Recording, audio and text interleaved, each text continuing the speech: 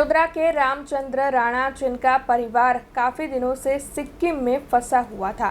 दरअसल बीते 3 दिनों से रामचंद्र राणा के परिवार के साथ कोई भी संपर्क नहीं हो पा रहा था, जिसके चलते वडोदरा में मौजूद उनका परिवार काफ़ी चिंतित था। आपको बता दें कि रामचंद्र राणा के परिवार के 9 लोग सिक्किम में फंसे हुए हैं। भूस्खलन और बादल फटने के मद्देनज़र ऐसा हुआ। हालांकि इस मामले के मद्देनज़र वडोदरा के सांसद डॉक्टर हेमांग जोशी ने वहां की सरकार के साथ बातचीत की है और अब रामचंद्र राणा का ये कहना है कि उनके परिवार के सदस्य सुरक्षित है, ऐसी जानकारी उन तक पहुंच चुकी है।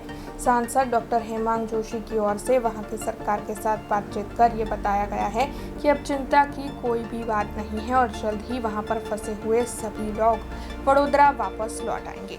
એટલે ત્યાં શું છે કે કુદરતી આફત આવી છે, 9 જણ અમારા ઘરના ત્યાં ગયા છે અને ત્યાં કુદરતી આફત આવી છે, રસ્તા તૂટી ગયા છે એટલે એ લોકો ત્યાંથી નીકળી નથી શકતા। પણ સાહેબ સાથે વાત થઈ મારી હેમાંગભાઈ જોશી સાથે, ત્યાંના કલેક્ટર સાથે પણ મને વાત કરાવી એમના આસિસ્ટન્ટ સાથે અને એમને કહ્યું છે કે ત્યાં એ લોકોને બધી વ્યવસ્થા પ્રોવાઈડ કરી દીધી છે અને જેમ જેમ વ્યવસ્થા થશે એમ બધાને એ લોકો રેસ્ક્યુ દ્વારા બહાર કાઢી આપશે અને એમના ત્યાંની સિચ્યુએશન થોડી અઘરી છે એટલે બધાને ધીમે ધીમે સેફ કરી દીધા છે અને બધાને વ્યવસ્થિત સારી રીતે બહાર કાઢી આપશે એવી એમને મને વાત કરી છે। ત્યાં ડાયરેક્ટ એ લોકોએ એમના અમારા વ્યક્તિઓ સાથે કોન્ટેક્ટ કરીને ત્યાંના કલેક્ટરે બધી વ્યવસ્થા કરી છે અને એ લોકોને બાહેદારી આપી છે કે એ સંતોષપૂર્વક બધાને પરત કરશે। વાતચીતમાં એક વખત છેલ્લો કોન્ટેક્ટ હમણાં કલાક પહેલાં આવ્યો હતો મારી પાસે।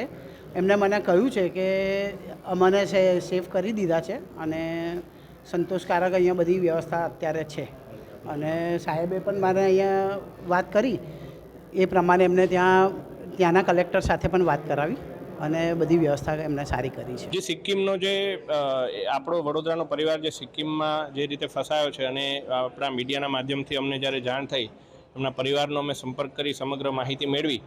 સિક્કિમમાં જે લોચાંગ કરીને એરિયા છે એમના ડીએમ સાથે મેં વાત કરી છે। એમના ડીએમએ એમને લોકેટ પણ કર્યા છે। એક નંબર દ્વારા એમના પરિવાર સાથે વાત પણ કરાય છે કારણ કે અત્યારે કનેક્ટિવિટી લોસ્ટ છે, પરંતુ સિક્કિમના ડીએમ દ્વારા અમને બાહેંધરી આપવામાં આવી છે કે એ લોકોની સંપૂર્ણ કાળજી લઈશું અને જે પ્રકારે 24 કલાકની અંદર એમનું સંપર્ક પણ રિસ્ટોર થઈ જાય અને પછી એમનું પરત આવવાનું જે કંઈ પણ પ્રક્રિયા છે એ પણ શરૂ થાય એ બાબતે એમણે સંપૂર્ણ ખાતરી આપી છે। પરિવારને પણ મારી એક અપીલ છે કે આપે કશું પણ चिंता करवा જેવું નથી, કંઈ પણ હશે તો અમારી ઓફિસ એમના સંપર્કમાં છે। अब खबरों से लगातार अपडेट रहना हुआ आसान।